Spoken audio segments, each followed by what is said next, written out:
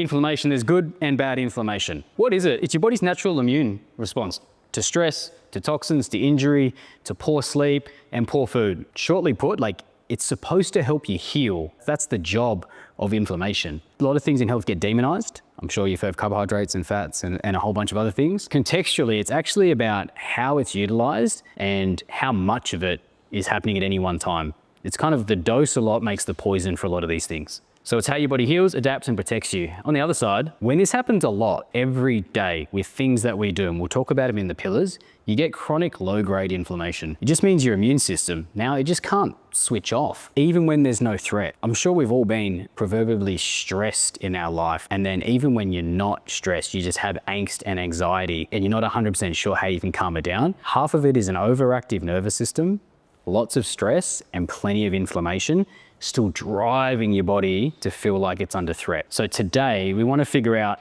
how do I get my body to stop fighting for survival so that it can actually fight for you and start to burn the fat that you want? Because if you don't, it gets stuck in this loop. The same process that's meant to heal, it actually now starts to harm you. So it'll actually start to break your body down from the inside out. A little bit of inflammation, essential. Too much inflammation, your body will start to break itself down because it's caught in survival mode, and it doesn't care in survival mode how much fat you have and how much muscle you have. Keeping you alive and functioning and not unwell are far more important tasks for the body. So let's look at what improper exercise can look like. Any of those two, what it does, it just puts too much stress and inflammation through the body. Huge cortisol spike, huge inflammation from it, which just means your body starts to break down, especially if your proverbial inflammation cup is all the way to the brim. All we're doing is making it overflow. You'll get muscle loss. Because of your muscle loss, you'll get a lower metabolism. Because of your lower metabolism, you're now storing fat more often. So it's the reason you can still do HIIT sessions every morning and gain weight, or excessive cardio and still gain weight,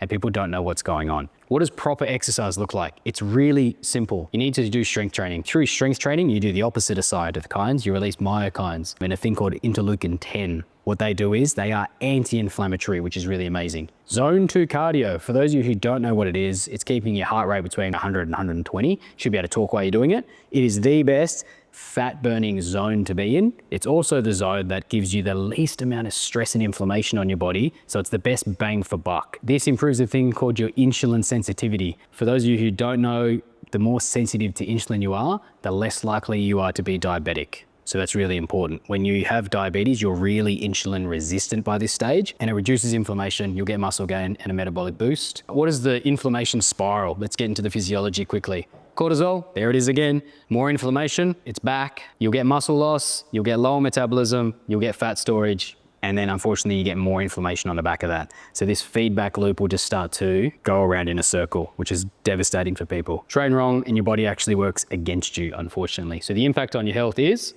you get fat loss stalling. That's heartbreaking for people. Your strength will definitely drop and your injury proneness will go up. And normally at this stage, and I don't know if you've had this, it happened to me on my journey, you're just sick and tired at this stage. Like your motivation after trying again and again and again, it's just like, is there a plan that works for me? Maybe I'm one of the rare ones where I've got something going on that's just so abnormal. You've gained weight and you feel like nothing works and you give up. And we see that every other day. It's heartbreaking to see. What we want to see is smart training. It's actually going to rebuild you, not break you. That's important. So what does smart training look like? Some form of strength training that gives you myokine release. It's going to burn fat. It's going to preserve your muscle. More importantly, it's going to reduce inflammation. Train smart to build strength, burn fat, and boost recovery. What is it? It is something that no one puts in their programming. Posture, stability, strength. For those of you, you may have seen people in the street with posture that kind of looks like that, and they're kind of walking around with a bit of a hunchback. That is posture degrading over time. And with posture, you get a thing called compensation, because your body still needs to do the thing.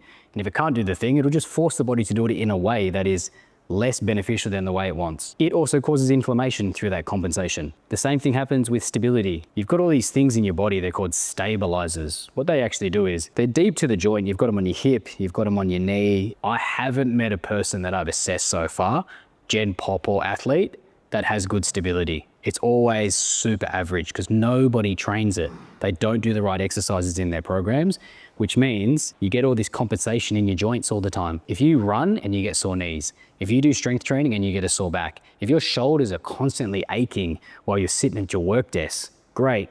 It means your posture's out and it means you don't have enough stability. And that is 9 out of 10 people. You'll get none of it in day-to-day life. So you just need a specific exercise in your program that actually tackles these things so that you can get in front of it and not cause the residual inflammation in your body. You need full body strength training. There's a whole bunch of reasons why people do a whole bunch of things. I'm going to give you why full body strength training is the best. Frequency matters with training. I want you to do it 3 days a week. If you're doing let's say it's a lower, upper and core split for your different program. If you miss your leg day, it means in 2 weeks, you've only trained them once, and your body doesn't need short, sharp, 100% intensity once every fortnight. It would much prefer you just to do 50% intensity every single week.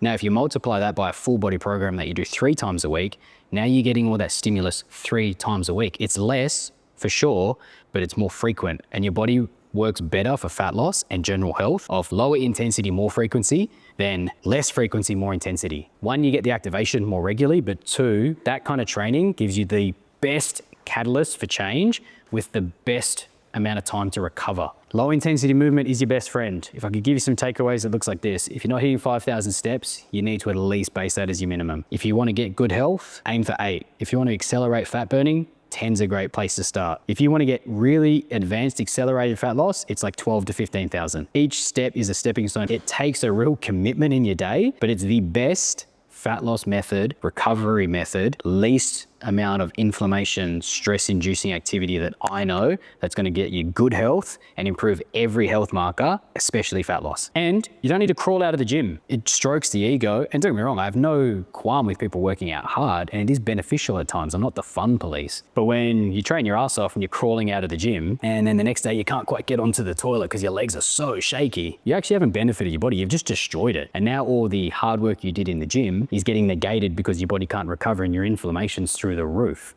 So it's 50 to 80% tops. You should be able to walk out feeling great. An hour later, you should have more energy, not less. So standard rule, if you're plummeting after an hour after your training session, you've trained too hard. And now your nervous system's exhausted, it's fatigued, stress is high, inflammation's accompanying it. You're not going to get the results over the next 24 to 30 hours. And there's a reason why people can still train their asses off and not get results. And that's it. Yes, it does mean you'll probably have to check your ego if you're that sort of person. But for me, it's kind of like my wife and breath work. What are you trying to get out of your training? Are you trying to impress people with how hard you can train, or are you trying to get a result? It's only your results that suffer. It's not mine. And I couldn't care less how hard you're training, but I can care if you're stuck in the wrong place in terms of fat gain and strength and not feeling good in your body.